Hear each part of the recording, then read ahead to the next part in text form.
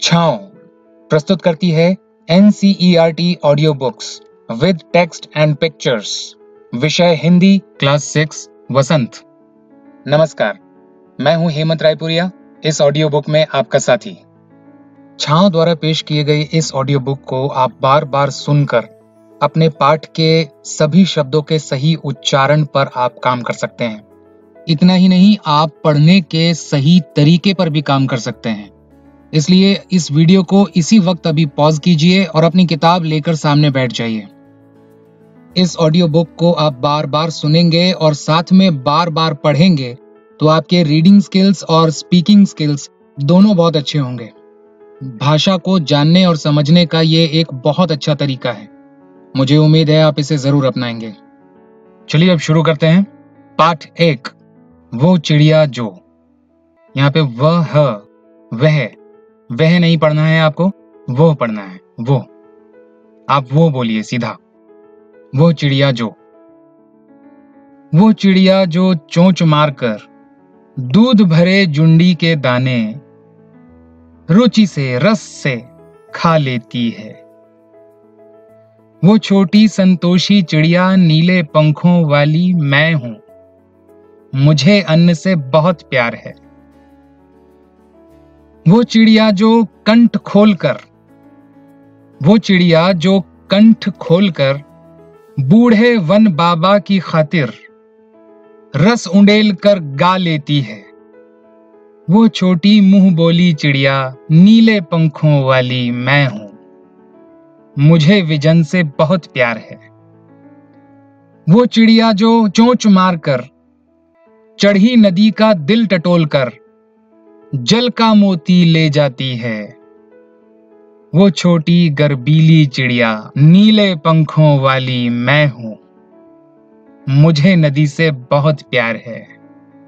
मेरे प्यारे नन्हे साथी, कवि ने इस कविता में चिड़िया की जो बात कही है, उसकी सोच, उसका रहने का तरीका, वो किन चीजों से प्यार करती है, वो सब बातें हमें अपने जीवन में अपनानी है, उनसे सीख लेकर। सोचिए कि वो छोटी सी चिड़िया आप हैं। पेट भरने के लिए अन्न खाते हैं, खाना खाते हैं। उससे प्यार होना चाहिए, उसे कभी बर्बाद नहीं करना चाहिए, क्योंकि वो नेचर ने हमें दिया है, प्रकृति ने हमें दिया है और हमें उसका आदर करना चाहिए। वो छोटी संतोषी चिड़िया, यानी हमें संतोष होना चाहिए। बटोर कर अपने लिए, केवल अपने स्वार्थ के लिए हम उसे नहीं रख सकते। जितने में हमारा पेट भरता है, हमें उसी में संतोष करना चाहिए। वो चिड़िया गला खोलकर प्रकृति के बीच में प्रकृति के लिए चहकती है। आपको, मुझे, हमें इस प्रकृति से प्यार करना चाहिए। इस प्रकृति के बीच हमें रहना सीखना चाहिए। इस प्रकृति, इस एनवायरनमेंट की हमें रक्षा करनी चाहिए। हमें प्रकृति और उसके सौंदर्य का आदर करना चाहिए। कवि ने फिर यह भी कहा कि वो चिड़िया बहती नदी में से अपने लिए जल का मोती ले जाती है। आपके लिए, हमारे लिए वो जल का मोती क्या है और वो नदी क्या है? वो नदी है जीवन, जो बह रहा है। हमें उस जीवन में से जीवन निकालना है, जिंदगी निकालनी है, खुशी से जीने वाली जिंदगी। वो बहती नदी ज्ञान की नदी है। उसमें अपनी चोंच डालकर चिड़िया जल का मोती ले जाती है, यानी उस ज्ञान की बहती हुई नदी में हमें ज्ञान इकट्ठा करना है अपने लिए, क्योंकि हमें ज्ञान से बहुत प्यार है, हमें जिंदगी से बहुत प्यार है, हमें उस बहाव से बहुत प्यार है। हमें रुकना नहीं है, बहना है, एक अच्छी और खूबसूरत जिंदगी जीना है। मेरे प्यारे नन्हे साथी, मैं हेमंत रायपुरिया आपका साथ निभाऊंगा 12वीं क्लास तक, लगातार इन्हीं ऑडियो बुक्स के माध्यम से। ये ऑडियो बुक्स पेश कर रही है छाँव संस्था।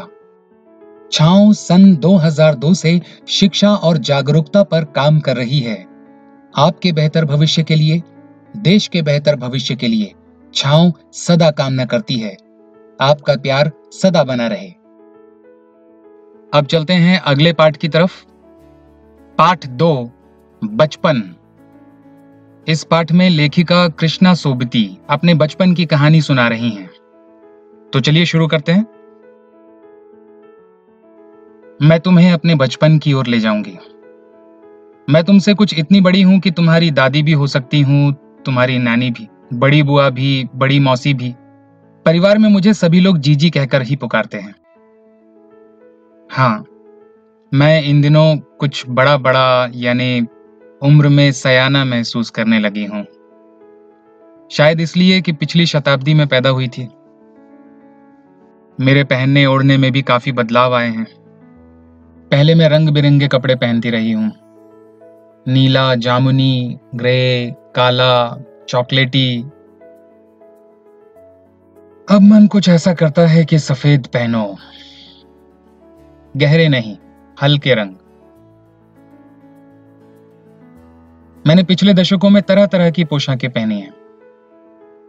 पहले फ्रॉक, फिर निकर वॉकर, स्कर्ट, लहंगे, गरारे, अब चूड़ीदार और घेरदार कुर्ते। बचपन के कुछ फ्रॉक तो मुझे अब तक याद हैं।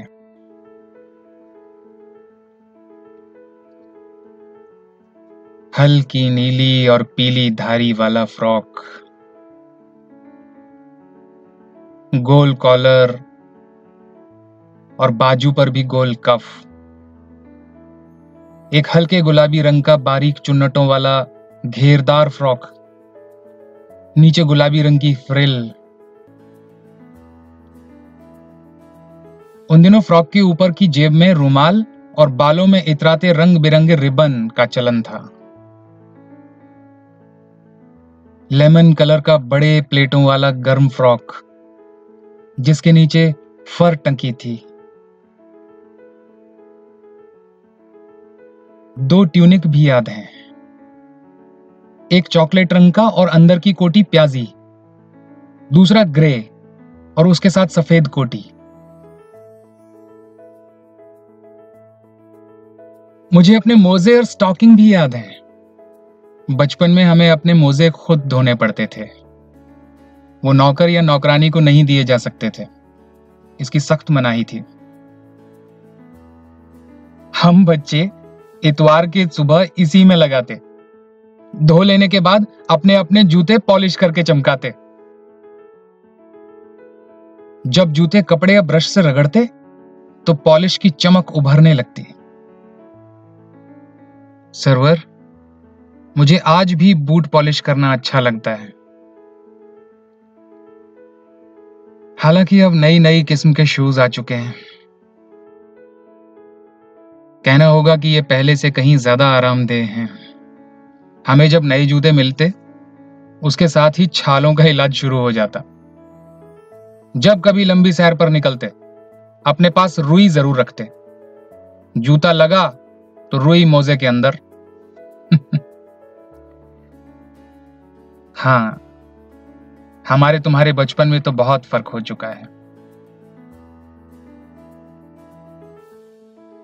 हर शनिचर को हमें ऑलिव ऑयल या कैस्टर ऑयल पीना पड़ता था। यह एक मुश्किल काम था। शनिचर को सुबह से ही नाक में इसकी गंध आने लगती। छोटे शीशे के गिलास जिन पर ठीक खुराक के लिए निशान पड़े रहते, उन्हें देखते ही मितली होने लगती। मुझे आज भी लगता है कि अगर हम ना भी पीते वो शनिवारी दवा, तो कुछ ज्यादा बिगड़ने वाला नहीं था। सेहत ठीक ही रहती। तुम्हें बताऊंगी कि हमारे समय और तुम्हारे समय में कितनी दूरी हो चुकी है। यहां तक कि बचपन की दिलचस्पियां भी बदल गई हैं। याद रहे, उन दिनों कुछ घरों में ग्रामोफोन थे, रेडियो और टेलीविजन नहीं थे। हमारे बचपन की कुल्फी आइसक्रीम हो गई है। कचौड़ी समोसा पैटीज में बदल गया है। शहतूत और फालसे और खसखस के शरबत कोक पेप्सी में। उन दिनों कोक नहीं, लेमनेड, विम्टो मिलती थी। शिमला और नई दिल्ली में बड़े हुए बच्चों को वेंगर्स और डेविको रेस्टोरेंट की चॉकलेट और पेस्ट्री मजा देने वाली होती। हम भाई बहनों की ड्यूटी लगती शिमला मॉल से ब्राउन ब्रेड लाने की। हमारा घर मॉल से ज्यादा दूर नहीं था। एक छोटी सी चढ़ाई और गिरजा मैदान पहुंच जाते। वहां से एक उतराई उतरते और मॉल पर। कन्फेक्शनरी काउंटर पर तरह तरह की पेस्ट्री और चॉकलेट की खुशबू मन भावनी। हमें हफ्ते में एक बार चॉकलेट खरीदने की छूट थी। सबसे ज्यादा मेरे पास ही चॉकलेट टॉफी का स्टॉक रहता। मैं चॉकलेट लेकर खड़े खड़े कभी ना खाती, घर लौटकर साइड बोर्ड पर रख देती और रात के खाने के बाद बिस्तर में लेटकर मजा ले लेकर खाती। शिमला के काफल भी बहुत याद आते हैं, खट्टे मीठे, कुछ एकदम लाल, कुछ गुलाबी, रसभरी, कसमल। सोचकर ही मुंह में पानी भर आए। चेस्टनट एक और गजब की चीज, आग पर भुने जाते और फिर छिलके उतारकर मुंह में। चने जोर गरम और अनारदाने का चूर्ण। हाँ, चने जोर गरम की पुड़िया जो तब थी वो अब भी नजर आती है। पुराने कागजों से बनाई हुई इस पुड़िया में निरा हाथ का कमाल है। नीचे से तिरछी लपेटते हुए ऊपर से इतनी चौड़ी कि चने आसानी से हथेली पर पहुंच जाएं। एक वक्त था जब फिल्म का गाना चना जोर गरम बाबू मैं लाया मजेदार चना जोर गरम, उन दिनों स्कूल के हर बच्चे को आता था। कुछ बच्चे पुड़िया पर तेज मसाला बुरकवाते, पूरा गिरजा मैदान घूमने तक ये पुड़िया चलती। एक एक चना पापड़ी मुंह में डालने और कदम उठाने में एक खास ही लय रफ्तार थी। छुटपन में हमने शिमला रिज पर बहुत मजे किए हैं, घोड़ों की सवारी की है। शिमला के हर बच्चे को कभी ना कभी यह मौका मिल ही जाता है। हम जाने क्यों घोड़ों को कुछ कमतर करके समझते, उन पर हंसते थे। ननिहाल के घोड़े खूब हृष्ट पुष्ट और खूबसूरत, उनकी बात फिर कभी। शाम को रंग बिरंगे गुब्बारे, सामने जाखू का पहाड़, ऊंचा चर्च, चर्च की घंटियां बजती तो दूर दूर तक उनकी गूंज फैल जाती। लगता इसके संगीत से प्रभु यीशु स्वयं कुछ कह रहे हैं।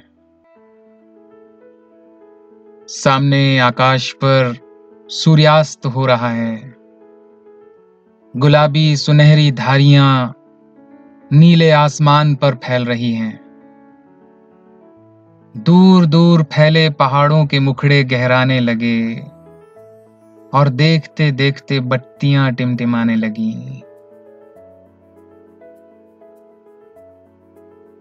रिज पर की रौनक और मॉल की दुकानों की चमक के भी क्या कहने। स्कैंडल पॉइंट की भीड़ से उभरता कोलाहल। सरवर, स्कैंडल पॉइंट के ठीक सामने उन दिनों एक दुकान हुआ करती थी जिसके शोरूम में शिमला कालका ट्रेन का मॉडल बना हुआ था। इसकी पटरियां, उस पर खड़ी छोटी छोटे डिब्बों वाली ट्रेन, एक और लाल टीन का छत वाला स्टेशन और सामने सिग्नल देता खंबा, थोड़ी थोड़ी दूर बनी सुरंगें। पिछली सदी में तेज रफ्तार वाली गाड़ी वही थी। कभी कभी हवाई जहाज भी देखने को मिलते। दिल्ली में जब भी उनकी आवाज आती, बच्चे उन्हें देखने बाहर दौड़ते। दिखता एक भारी भरकम पक्षी उड़ा जा रहा है, पंख फैलाकर। ये देखो और वो गायब। उसकी स्पीड ही इतनी तेज लगती। हाँ, गाड़ी के मॉडल वाली दुकान के साथ एक और ऐसी दुकान थी जो मुझे कभी नहीं भूलती। यह वो दुकान थी जहां मेरा पहला चश्मा बना था। वहां आंखों के डॉक्टर अंग्रेज थे। शुरू शुरू में चश्मा लगाना बड़ा अटपटा लगता। छोटे बड़े मेरे चेहरे की ओर देखते और कहते, आंखों में कुछ तकलीफ है? इस उम्र में ऐनक? दूध पिया करो। मैं डॉक्टर साहिब का कहा दोहरा देती, कुछ देर पहनोगी तो ऐनक उतर जाएगी।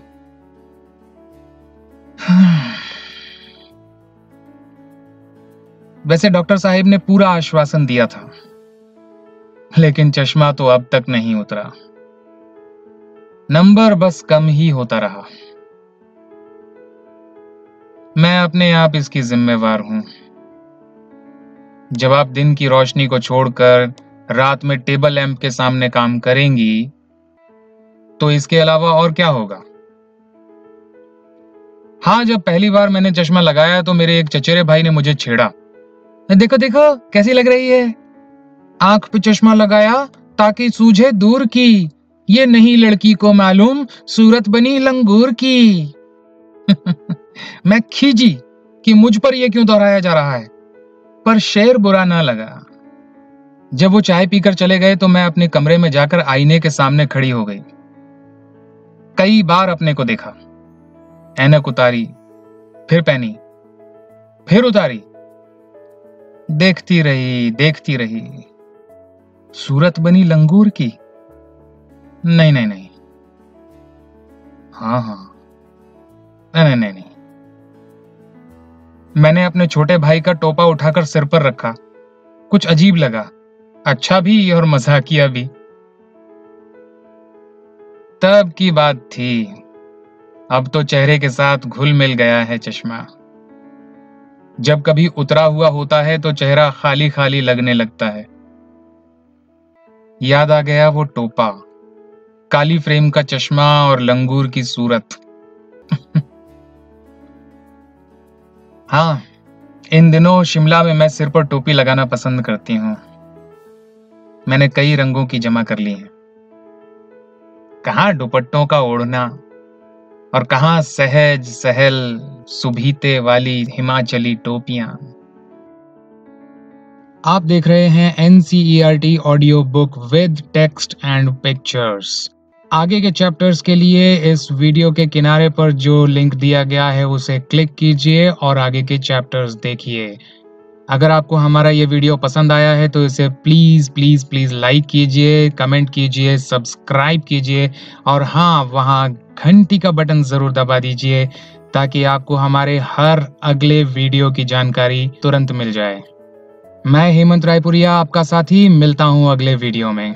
Bye bye.